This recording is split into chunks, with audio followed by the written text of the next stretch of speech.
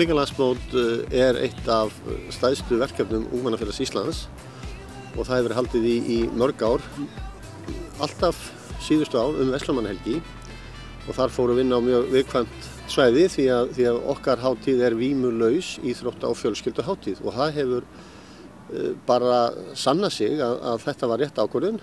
Þessar hátíðir Unglingalandsmótin hafa slegið í gegn og eru opin fyrir öll börn unglinga á aldrinum 11 til 18 ára, hvort sem þið stunda íþróttir, íþróttafélögum eða hvað. Það er allir velkomnir og geta skráð sig í gegnum ákveði skráningakerfi hjá okkur, þannig að þessi mót eru bara búin að vera frábær. Og í hverju keppt á Unglingalandsmóti?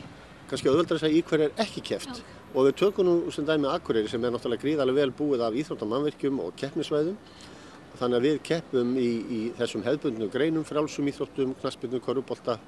Síðan eru komnar nýjar greinar og það er eins og listhlaup á skautum sem að því miður önnur bæjarfélög hafa ekki þessi mannvirki. Þannig að hér verður keppt milli 20 og 30 keppnisgreinar. Þannig að það geta þess vegna bara vinapar af krökkum á þessum aldrei ákveðið að keppa í einhverju grein sem þeim líst vel á og þjálfa sig fyrir það bara Verslunarmannahelgina, jafnvel þó séu ekki eins og skráði í íþróttafélag eða neitt því líkt. Nákvæmlega, þetta gengur út á það. Það er svona beauty við þetta eins og við segjum og eins með nokkrar svona stærri greinar eins og til dæmis fótbolta eða körfu þar sem þarf að vera hópur að eitthvað lið þarf ekki sérstaklega að skrá sig, það geta stelpur skráð sig í lið, það getur verið ein stelpa frá Hornafirði, önnur frá Þórshöfn og Ísafirði og svo höfuðborgin eða hvað sem er.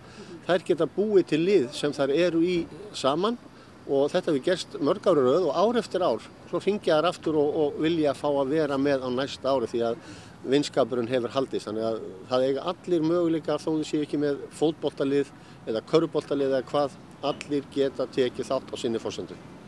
En Davíð, þú hefur nú staðið með ásamt fleirum að undirbúa Verslunarmannahelgina hér á Akureyri. Hvernig samræmist síðan þessu að halda Verslunarmannahelgi hér á Akureyri, vímulaus Unglingalandsmót og Versló? Þetta virðist einhvern veginn í fyrstu sýn kannski ekki alveg stemma saman. Já, við hræðumst þetta ekki neitt, enda náttúrulega Verslunarmannahelgin á Akureyri búin að breytast alveg svakalega mikið. Ein með öllu náttúrulega í dag er náttúrulega bara fjölskylduhátíð, hátíð krakkanna, hátíð bara fjölskyldunar hittast og gera eitthvað skemmtilegt saman og þannig að þetta bara einhvern veginn fittar bara gjörsamlega. En landsmóti verður náttúrulega líka bara á öðrum stað. Bara svo fólk skilji hvernig það á að líta út, þá verður hátíðarsvæði þeirra er náttúrulega bara kannski meira á íþróttasvæðum bæjarins. Meðan við erum bara hér með öllu nýri bæ, Þannig að, og svo ætlum við í rauninni eina sem við gerum basically saman er að hittast á sparitónleikum kvöldið. Já. Og sunnudagskvöldinu, risa tónleikar. Á sunnudagskvöldinu. Og það er náttúrulega kannski breytingi þar verður að við ætlum kannski að fara aðeins úr sparibúningnum þar og fara kannski meira í fjölskyldupakkan eða meira fyrir krakkana, unglinga og eitthvað svoleiðis, Og eru þið farin að skipuleggja þessi hátíðarhöld? Verður mikið að vera? Að sjálfsögðu. Maður getur kannski lítið gefið upp náttúrulega hvaða poppar eða hvaða hetjur að koma hingað, auglýsum að sjálfsögðu bara eftir. En ég meina við ætlum Páll Óskar ætlar til dæmis að koma og hann ætlar að vera bæinn niðri í bæ, hann ætlar að vera upp á landsmóti, hann ætlar að vera í Sjallanum í nóttina. Þannig að Amma Badama er að koma, Söngaborg, Svepp og Villi, þetta er svona bara að þróast eins og venjulega. En hversu stór viðburður er Unglingalandsmót?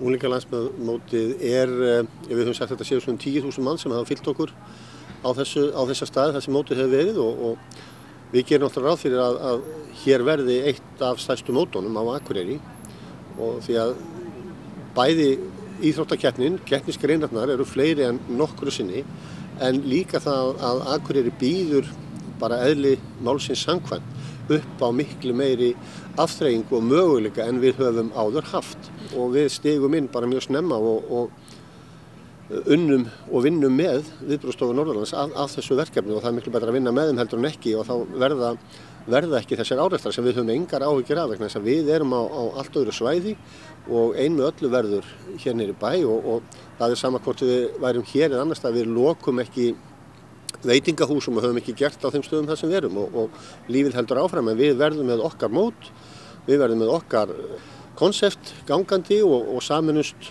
eins og Davíð sagði í ákveðnum snertiflutum. Og það líka skemmtun náttúrulega á landsmótinu sjálfu fyrir utan keppnisgreinarnar. Já, gríðarlega. Við erum með, sem sagt, frá morgni til kvölds erum við með dagskrá fyrir systkini sem er alveg niður bara 0 ára liggur við og upp í 10 ára, þau sem ekki geta keppt. Það eru fjöldi greina og skemmtuna sem þau hafa, foreldrarnir hafa afþreyingu og síðan erum við með sérstakt tjaldsvæði fyrir okkar mótsgesti og þar er bara hleypt inn þeir sem eru að keppa og nánustu fjölskyldu meðlimi. Þetta er eiginlega bara ávísun á þetta verði risastór falleg fjölskylduhátíð með ekkert nema bros og gleði. Já, kannski bara eins og ein með öllu er búin að vera síðustu ár. Þú veist, þetta er bara búin að vera nákvæmlega þannig. Við náttúrulega berjast ekkert frekar næturlíf hér heldur en aðra helgar, skilji. Þannig að þetta er bara nákvæmlega sama. Og kannski svo má að segja á hann að með fjöldan sem er að fara að koma á landsmót, þetta verður einn stærsta helgi ársins hérna á Akureyri. Ég verði eiginlega að nefna því að þetta er nú ekki eina landsmótið á Norðurlandi sem verður haldið í sumar því að 50+ landsmótið verður líka. Segjum örstutt í lokin frá því. Já, það er bara mjög skemmtileg viðbót í landsmótsflóru Ungmennafélags Íslands og er haldið núna í 15. skipti á Blönduósi að þessu sinni og þetta er svona vaxandi og því að við vitum það öll að fólk 50 ára og eldri er að stunda íþróttur og þetta hefur gjörbreyst. Fólk er að hugsa miklu betur sig og fólk vil hreyfa sig og taka þátt og þó maður sé orðinn 50 þá er ekki lífi búið, langt í frá. Og við erum að taka þennan hóp, koma nú saman.